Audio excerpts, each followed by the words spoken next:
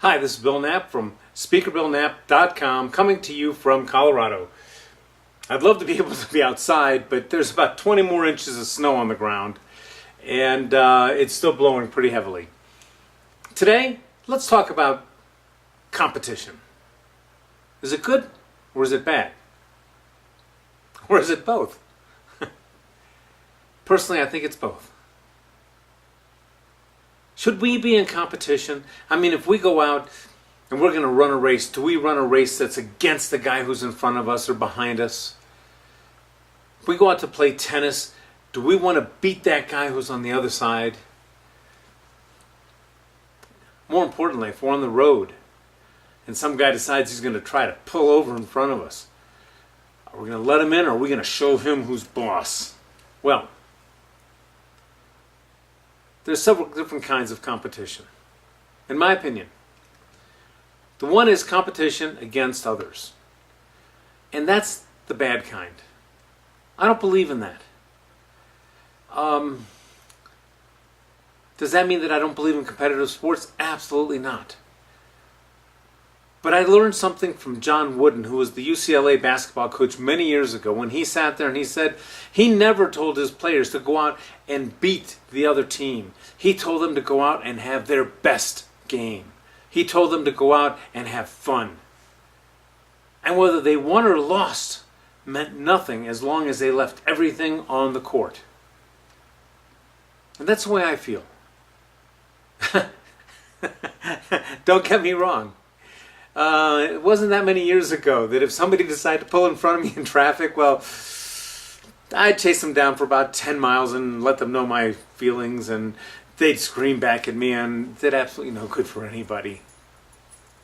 Now what do? If somebody decides they're going to push me off the road, or they're going to try to cut me off, I let them. And then I start thinking about things.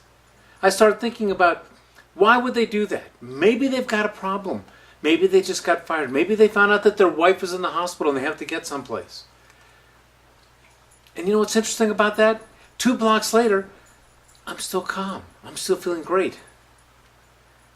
Unlike when I decided I was going to show them who was boss when 15 minutes passed and I'm still angry. Well, who am I hurting at that point? So if I think that we're in competition with somebody else, I find that that could be distracting, and I think that that could be destructive. You know what? I am in competition on a daily basis. Every single day.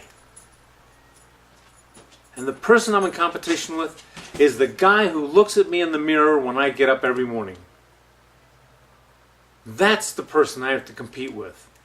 That's the person who I have to show that I can do better than I did before.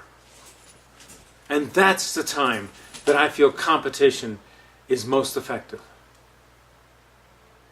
I'm open to suggestions. Let me hear your ideas. I mean, if you're a football player, basketball player, baseball player, runner, anything, and you go out for a competition, should you be competing against yourself or against everybody else? Because if you're competing against yourself, you're going to find you're the only one that you have to compete against. If you compete against anybody else, you're going to find that there is always somebody who's better than you are, always somebody who can have a better day than you can. And then your own efforts seem to have been diminished. My suggestion, compete against yourself. If you win, you win.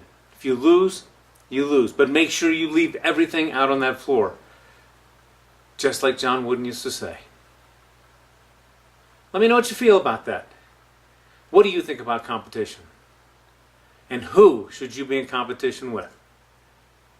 This is Bill Knapp from BillKnappBlog.com. Please, until the next video, please live in abundance and with unbelievable amounts of gratitude.